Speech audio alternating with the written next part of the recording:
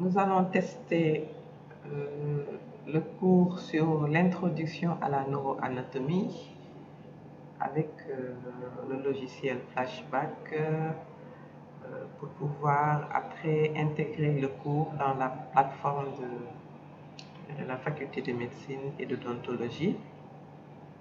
Donc, nous y allons pour ce test sous la supervision de notre maître, le professeur Abdoulaye Ndiaye, chef du service du laboratoire d'anatomie et d'organogénèse de la faculté de médecine et d'odontologie, de pharmacie et d'odontologie de l'université Cheikh Anta Diop de Dakar. Nous aborderons ce cours selon le plan qui suit, à savoir d'abord un chapitre introductif où nous allons définir ce que c'est que la neuroanatomie, préciser l'intérêt de l'étude de la neuroanatomie et faire un petit rappel embryologique. Dans un deuxième grand chapitre, nous allons étudier le langage en neuroanatomie. Dans un troisième chapitre, nous allons voir l'organisation générale du système nerveux avec comme sous-chapitre le plan fonctionnel et le plan anatomique en petit 2. Nous allons terminer par le chapitre 4 en étudiant l'anatomie fonctionnelle avant de conclure. Alors, pour définir ce que c'est que la neuroanatomie, il s'agit d'une science qui a pour objet l'étude de la forme, de la structure, des rapports et de l'organisation des différents éléments constitutifs du système nerveux. Et c'est quoi le système nerveux?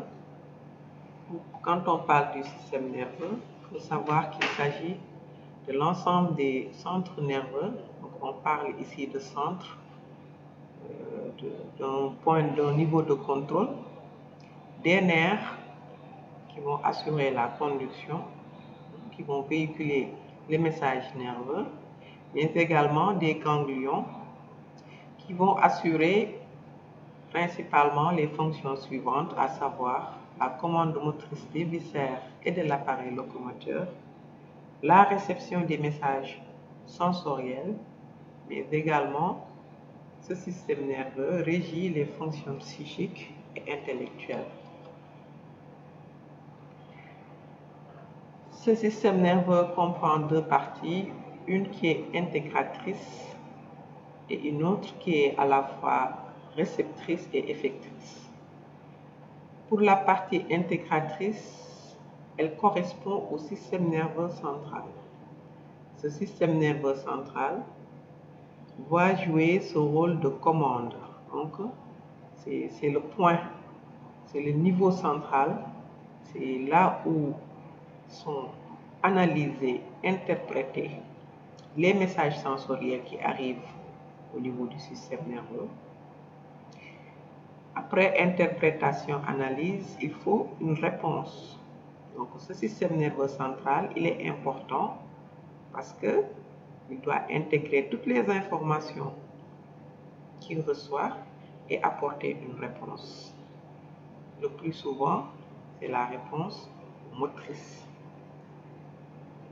L'autre partie qui est réceptrice et effectrice correspond au système nerveux périphérique.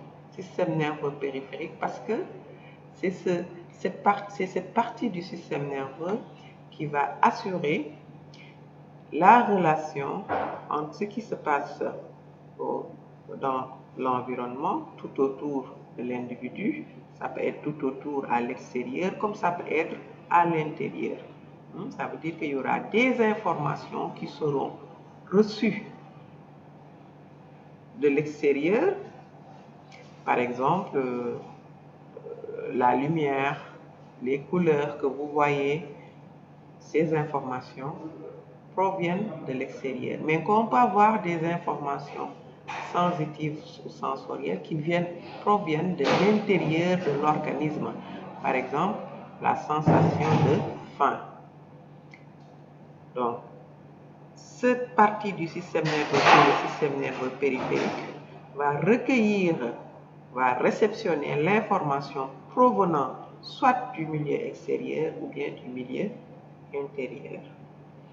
Une fois ces informations recueillies, elles doivent parcourir une trajectoire pour arriver au niveau central pour que le travail puisse être fait, analyse, interprétation, intégration et puis apporter une réponse. On saute ce point qui est le niveau central parce qu'on en a déjà parlé, c'est la partie intégratrice, mais après avoir apporté une réponse, ce système nerveux central doit faire parvenir cette réponse soit au milieu extérieur ou bien intérieur pour permettre à l'individu de mettre en œuvre cette réponse. On parle de la partie effectrice. D'accord? Donc, on va effectuer une tâche, un ordre, ainsi de suite. Maintenant, pour qu'il y ait pour que l'individu puisse effectuer cette tâche, le message nerveux doit quitter le centre pour aller au niveau de la périphérie. Par exemple, effectuer un geste moteur pour que, comme si vous devez saisir votre stylo qui est posé sur la table. Alors, déjà au niveau central, on a un ordre qui est élaboré. C'est d'aller saisir le stylo. Mais cet ordre, pour que l'ordre puisse être véhiculé jusqu'au niveau des muscles, ce sont les muscles qui vont se contracter et effectuer le geste de préhension. D'accord? Donc, il y a un trajet à suivre. Ce trajet-là est assuré par des nerfs qu'on appelle les nerfs moteurs, donc c'est la conduction. Ces nerfs moteurs, en plus des muscles, vont constituer le système nerveux périphérique. Donc tout ce qui assure la conduction de l'information, que ce soit dans le sens afférent ou efférent, ces structures appartiennent au système nerveux périphérique.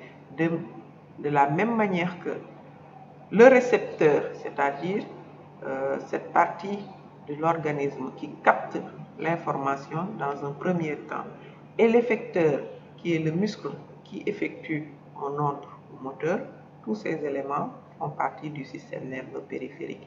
Nerf, récepteur et effecteur.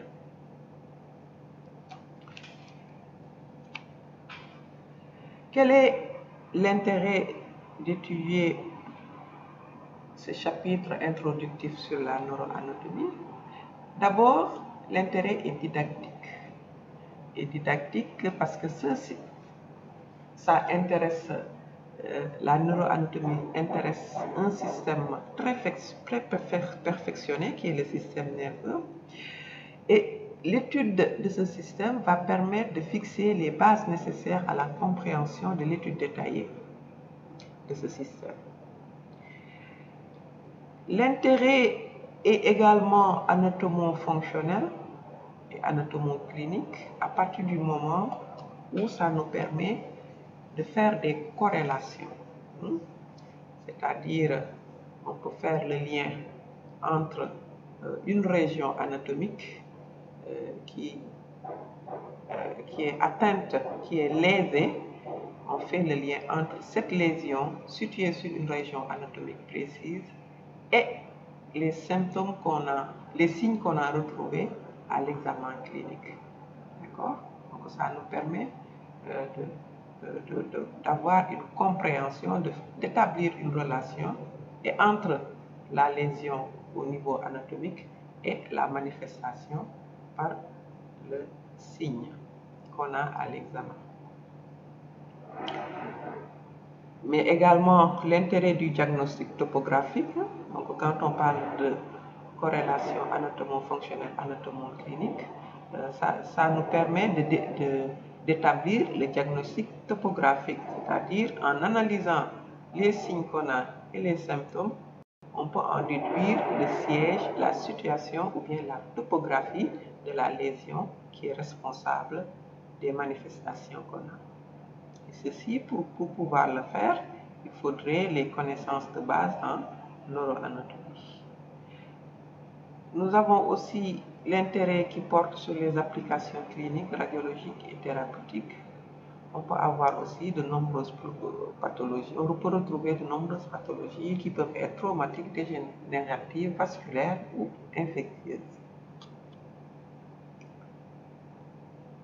Toujours dans ce chapitre introductif, comme sous-chapitre, nous allons voir l'embryologie du système nerveux avec à l'origine la plaque neurale que vous avez, la formation du tube neural, les stades de vésicules, de 3 vésicules primitives et ensuite les 5 vésicules qui vont donner naissance aux différentes parties du système nerveux et central et périphérique.